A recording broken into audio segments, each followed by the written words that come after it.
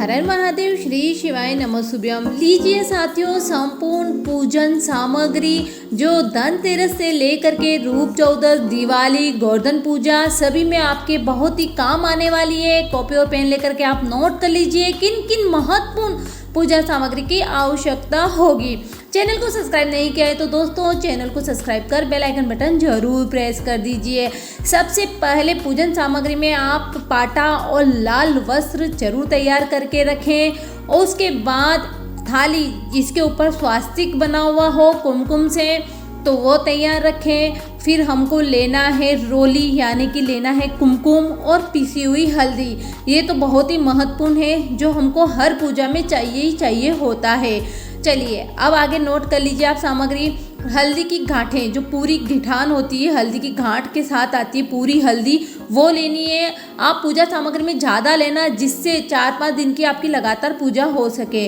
लेना है कमल गट्टे, ये भी आपको ज़्यादा लेना है। तीनों दिन की पूजा में कमल गट्टे भी चाहिए होंगे।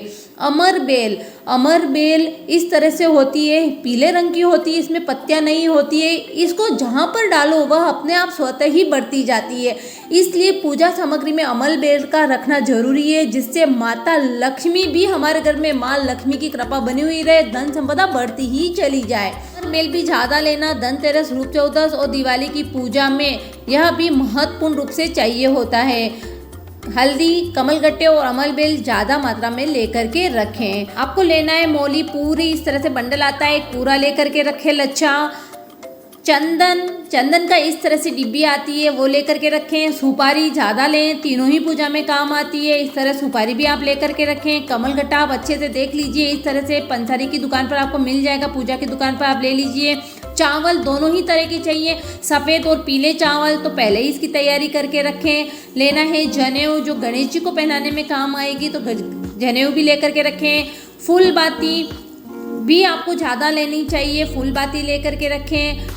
कुछ अन्न के दाने, जो अन्न आप लेना चाहते हैं अन्न ले लीजिए। सरसों का प्रतीक होता है, सरसों ले। पीली इत्र, गुलाब का इत्र या सुगंधित इत्र जरूर लेकर के रखें। गंगा जल, इसी तरह से एक थाली के अंदर आप इन चीज़ों को रख कर जमा लें जिससे जब पूजा करने बैठो तो भागम भाग ना हो और पूरी पूजा आपकी व्यवस्थित आपको मिल सके।